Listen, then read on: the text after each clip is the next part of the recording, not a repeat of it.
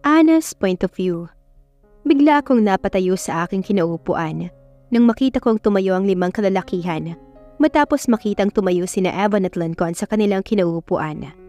Nang maglakad palabas ang dalawa, ay naglakad naman palapit sa kanila ang 5 kalalakihan. Mukhang isa sa katuparan na nila ang kanilang masamang binabalak gawin.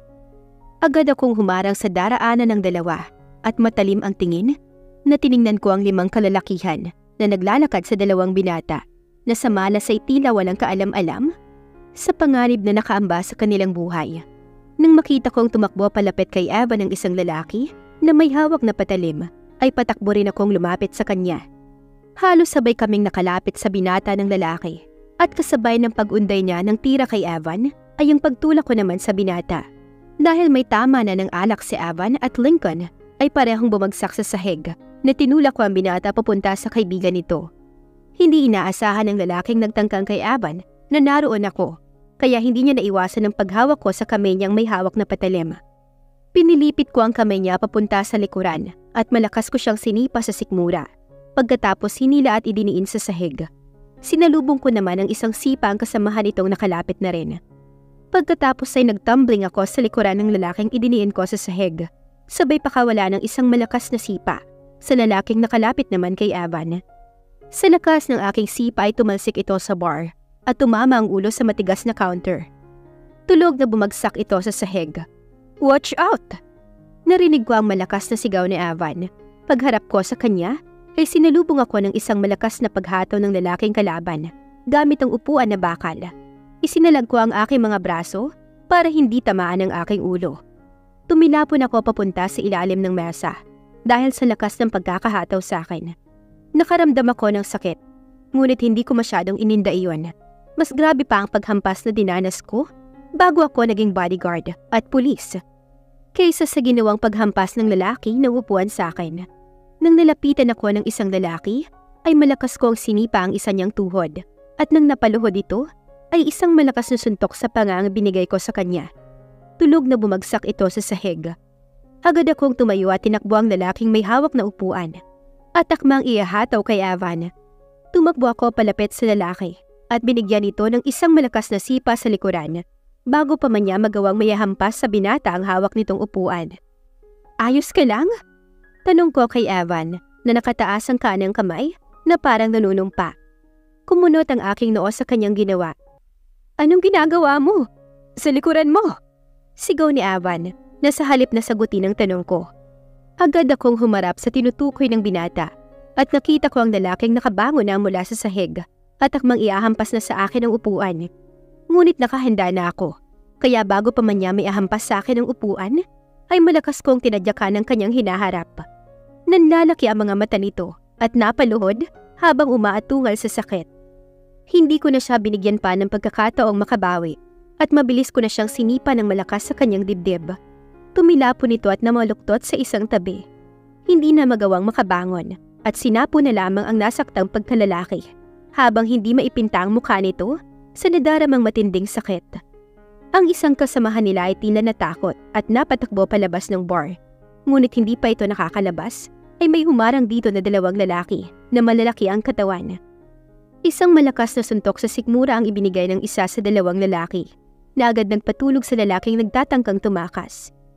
Tila sa akong pinasa ng lalaking malaki ang pangangatawan, ang lalaking nawala ng malay. Hindi ko maiwasang magtaka. Sino ang mga yun? Bakit nila ako tinulungan?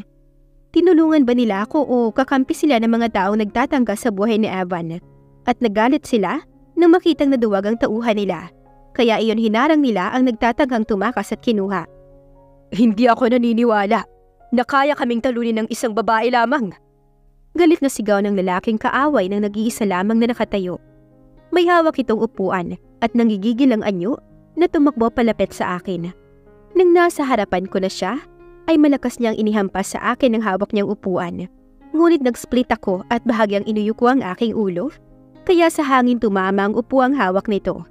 Inangat ko ang aking ulo at sinalubog ang lalaki ng isang malakas na suntok sa sikmura. Nabitawan nito ang upuan at napaubo. Tumayo ako at binigyan ito ng isang malakas na sipa sa tiyan. Tumalsik ito papunta sa tabi ng lalaking sinipa ko kanina ang pagkalalaki. Nakatayo na ito at may hawak na patalim. Umangat sa hangin ang kamay nitong may hawak na patalim. Agad kong nahulaan kung anong binabalak nitong gawin. Balak nitong ihagis kay Evan ang hawak niyang patalim. Kaya agad kong binunot ang aking armas sa baywang ko at maliksing pinaputukan ang kamay ng lalaki bago pa nito may ihagis ang patalim sa binata. Nabitawan nito ang patalim habang sumisigaw sa sakit at hawak-hawak ang kamay na tinamaan ang aking bala at ngayon ay nagdurugo na. As much as possible ay ayaw kong gumamit ng armas. Kung kaya kong talunin ang mga kaaway gamit ang aking mga kamay at lakas. Pinagtatawanan nga ako minsan ng mga kasamahan kong pulis dahil dekorasyon lamang daw ang armas ko, ngunit wala akong pakialam. For me, ang armas ko ay para lamang sa mga crucial time katulad kanina. Akmang lalapitan ko ang lalaking natamaan ko, ngunit may mga pulis na nagsipagdatingan at hinuli ang mga lalaking nagtangka sa buhay ni Evan. Huhulihin din sana ako ng mga pulis, ngunit nang ipakita ko ang aking ID at tsapa, ay bigla silang sumaludo sa akin at humingi ng paumanhin. Mas mataas ang rank ko sa kanila, kaya sila sumaludo sa akin.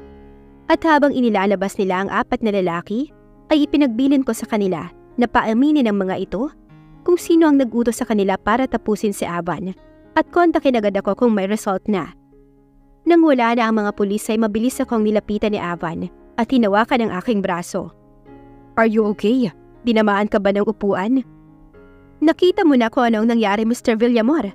Paano kung hindi kita nasundan? Siguradong wala ka na ngayon at naghahanda na ang pamilya mo para paglamayan ka. Inis na sita ko sa kanya matapos at bahagyang lumayo sa kanya. I'm sorry. Mahina ang boses na paumanhin ni Evan sa akin. Umiling lamang ako at nagpatiunang naglakad palabas ng bar. Sumakay ako ng aking kotse at hinintay na pumasok sa loob ang binata. Maya-maya lamang ay bumukas ang pintuan sa tabi ng driver's seat at pumasok na ito. Mabuti na lamang at sa kotse ko pinili niyang sumakay sa halip na sa kotse ni Lincoln dahil kung doon ako sumakay ay talagang hihilain ko siya papunta rito. Wala kaming kibuan habang nagbabiyahe pabalik sa bahay nila. Ramdam ko ang ginagawang pagtitig sa akin ni Evan at ang malalalim na paghugot niya ng buntong hininga, ngunit hindi naman nagsasalita. Hanggang sa nakarating kami sa bahay nila ay nanatili kaming walang kibuan. Pagkapasok ko sa loob ng bahay ay agad akong dumiretso sa aking silid. Nanggigigil na naupo ako sa gilid ng kama. Ay, hanggang kailan ba magiging pasaway ang lalaking to? Hindi ba talaga siya takot mamatay?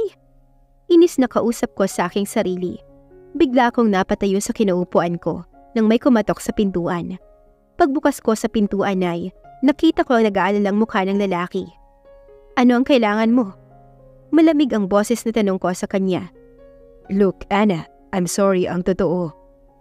Kung wala ka ng mahalagang sasabihin ay umalis ka na at magpapahinga na ako. Napagod ako sa pagkikipaglaban kanina kaya pwede bang iwan mo muna ako?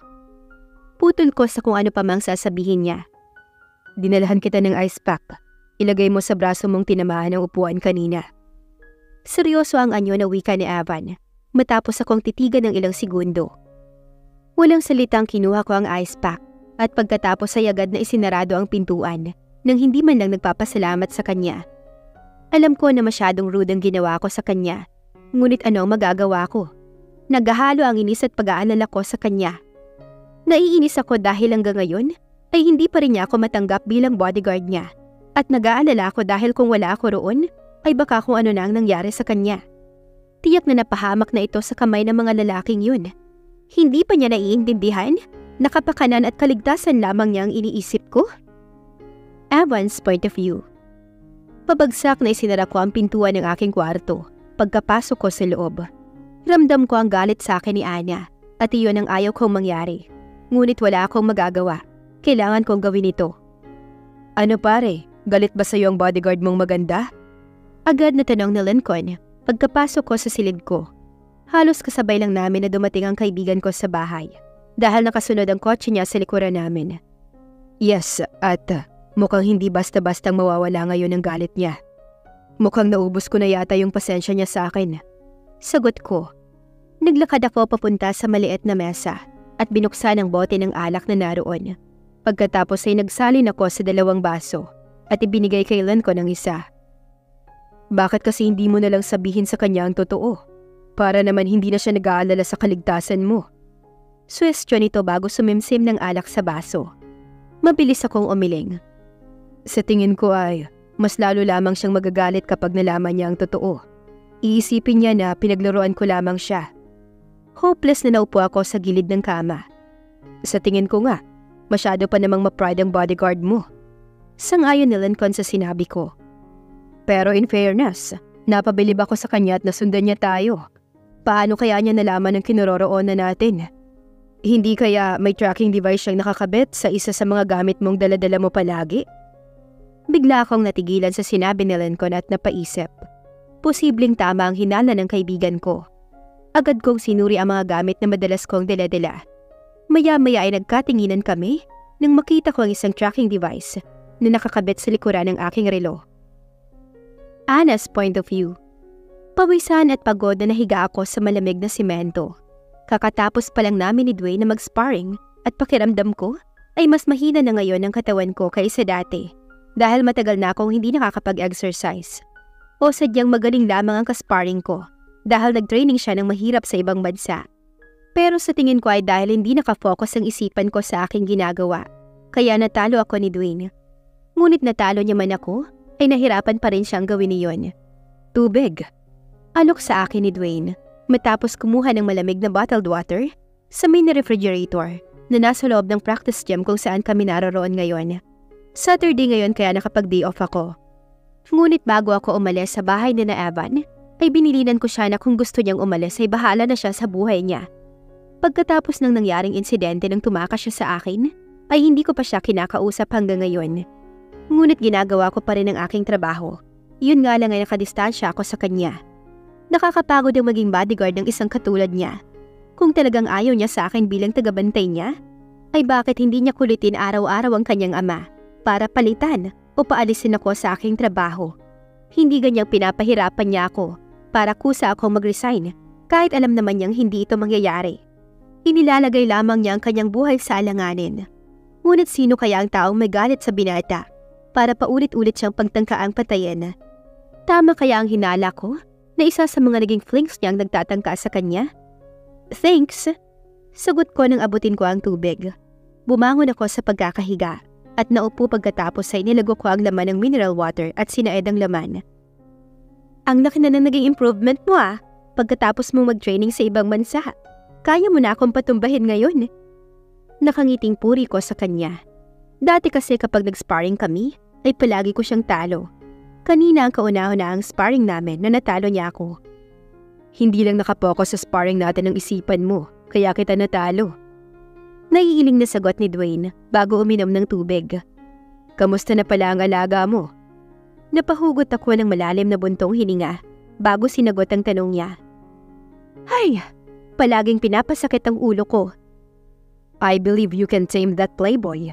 Makikita mo balang araw, magiging sunod-sunuran na siya sa'yo. Pagbibigay niya ng positive na opinion.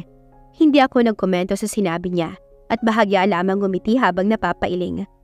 Malabo yatang mangyari ang sinasabi ni Dwayne, ngunit hindi ko na lamang siya kinondra. Nang makapagpahinga na kami ay nagpaalam na ako sa kanya na uuwi na ako sa bahay namin. Nanlalagkit na kasi sa pawis ang buo kong katawan, kaya gusto ko ng maligo. Gusto ko ng hot shower sa mga oras na ito. Pagkarating ko sa bahay namin, ay nakadama ko ng lungkot. Napakalaki at napakatahimik ng bahay namin.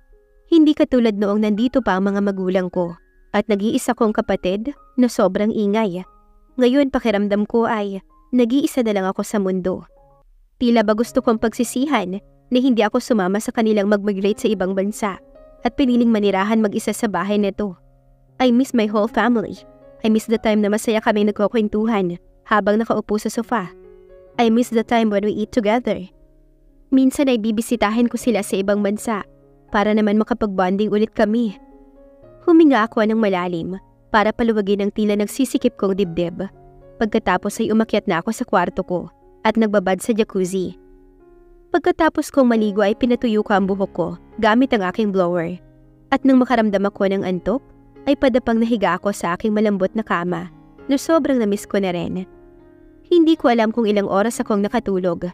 Basta nang magising ako ay madilim na sa labas.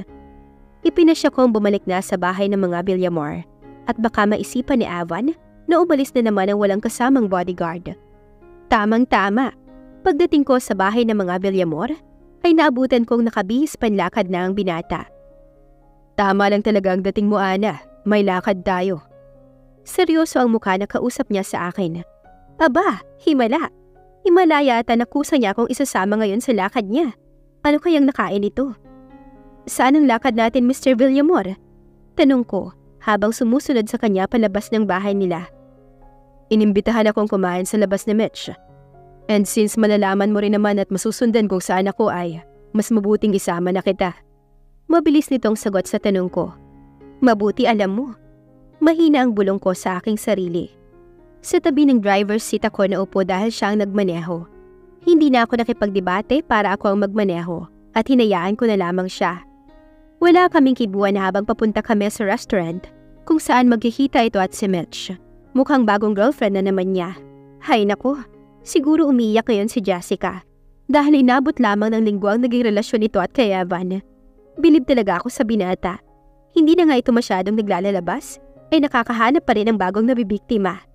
Bigla akong napahawak sa aking dibdib, nang tila nakaramdam ako ng munting kirot. Hindi ko alam kung para saan yung munting kirot na yun, ngunit naisip ko na siguro nasasaktan ako para sa mga babaeng naging biktima ng angking kakasigan ng binata at sa mga magiging biktima pa nito. May itatanong ako sa iyo, Ana, at gusto ko na sagutin mo ako ng totoo. Maya-maya ay tanong ni Evan sa akin na sobrang seryoso ang anyo. What is it? Sagot ko habang nakakunot ang aking noo. Kung hindi kita bodyguard o kapag hindi na ba kita bodyguard ay posible kang magkagusto sa akin? Tanong niya na bahagya pang lumunok at tila ba kinakabahan sa magiging sagot ko. Hindi. Mabilis at prangka kong sagot sa kanya. Ewan ko kung anong naisip niya, tinanong pa niya sa akin yun. Biglang nagtiim ang mga labi nito at humigpit ang pagkakahawak sa manibela nang marinig ang aking sagot. Wala akong pakialam kung hindi niya nagustuhan ang sagot ko. Basta, nagsabi lamang ako ng totoo. Ipinangako ko sa aking sarili na hinding-hindi na ako magkakagusto sa isang playboy, kaya talagang hindi ang isasagot ko sa kanya. Dahil sa isa akong playboy? Dahil katulad ako ng ex-boyfriend mo? Paano kung malaman mo na may dahilan ko bakit ako ganito? Magbabago ba ang pagtingin mo sa akin? Oo. Ano ang dahilan mo sa pagiging playboy mo? Nag-e-enjoy kang magbilang ng mga babaeng nababaliw sa'yo at pinapaluha mo? Hindi. Pinagdugtong-dugtong kong sagot sa mga tanong niya. Hindi ko na alam kung anong naging reaksyon niya dahil itinuon ko na sa labas ng bintana ang aking paningin. Your ex-boyfriend was a small-minded. Mariin ang boses na sabi ni Evan. Bakit hindi ma? Pwede bang wag na nating pag-usapan ng tungkol sa bagay na yan? Na wala namang kinalaman sa aking trabaho. Hindi ako nagiging komportable sa topic na yan. Malamig ang boses na putol ko sa kanyang nais sabihin. Bakit ba pinag-uusapan namin ng bagay na yan? Samantalang heto nga kami, papunta sa girlfriend niya. Pareho sila ni Castro. Ano ang pinagkaiba nilang dalawa? At mas malala pa nga yata siya sa naging ex-boyfriend ko eh. Pasalamat ako at hindi na muling nagsalita pa ang binata. Nang huminto ang kotse niya sa tapat ng isang resto bar, ay mabilis itong umibes mula sa sasakyan at tila ba biglang uminit ang ulo ko dahil padarag ang ginawang pagsasarado nito sa pintuan ng kotse. Hindi ko na lamang pinansin ang ginawa niya at sumunod na lamang ako sa kanya sa loob ng resto bar. Malikot ang aking mga mata habang papasok kami sa loob ng resto. Baka kasi sinusundan lamang kami ng mga taong nagtatangka sa buhay niya, kaya kailangan ko maging alerto. Mag-iba ka ng mesa. Huwag kang sumalo sa mesa namin. Nakasimangot na utos niya sa akin nang makita niya ang kadate niya. Hindi ko sinagot ang sinabi niya. Sa halip ay naupo ako sa bakanting mesa, nakatabi lamang ng mesa ng dalawa. Napaismid ako ng lihim.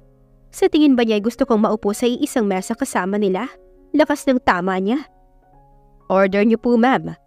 Magalang na tanong ng waiter na lumapit sa akin. Isang baso ng malamig na pineapple juice lang. Mabilis ko ang sagot sa kanya. Pasimple kong iginala ang aking paningin sa paligid. Dumako ang aking paningin kay Evan at sa babaeng kasama nito.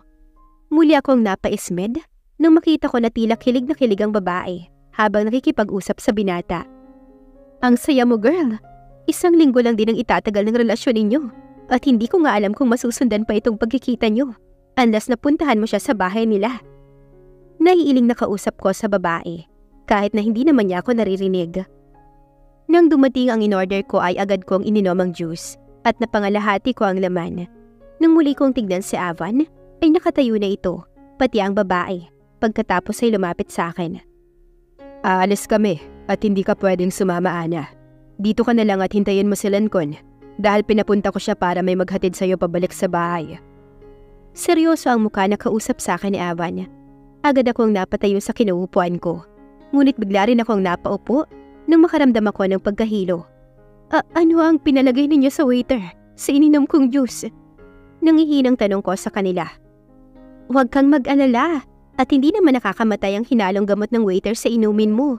Pampatulog lamang yun, kaya maya-maya lamang ay makakatulog ka na ng mahimbing dyan sa upuan. Nakangising sagot sa akin ng babaeng kasama ni Avan. Let's go, Mitch. Ayan ang binata sa kasama nito. Nakangising tinapunan ako ng sulyap ng babae bago ito sumunod kay Avan. Avan! Nangihinang mura ko sa binata. Sinubukan kong tumayo, ngunit muli lamang akong napaupo. Pakiramdam ko ay uminom ako ng ilang bote ng matapang na alak.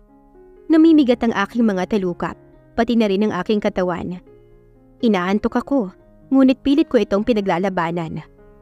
Sa wakas, ay natsambahan din namin na vulnerable ang matapang na bodyguard ni Evan Villamor.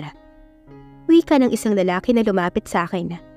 Pilit kong iminumulat ang aking mga mata para tignan ang mukha ng lalaking nagsalita. Hindi lang pala ito nag-iisa dahil may mga kasama pa ito. Nakita kong may hawak na patalim ang lalaking nagsalita at maluwag ang pagkakangisi sa akin. Pagkatapos ka naming tapusin ay, isusunod naman namin si Evan. Nakangising sabi naman ng isang kasamahan nito. Naikuyong ko na lamang ang aking mga kamao. Wala akong laban ngayon sa kanila, kaya wala akong magagawa kung patayin man nila ako ngayon. Isa pa ay sobrang bigat na talaga ng talukap ng aking mga mata, kaya ipinikit ko na lamang ang aking mga mata. Ngunit bago ako pumikit, ay nakita kong itinaas ng lalaking may hawak na patalim ang kamay nito para undayan ako. Ipinaubaya ko na lamang sa aking kapalaran ng buhay ko. Kung hanggang dito na lamang ang buhay ko ay wala akong magagawa.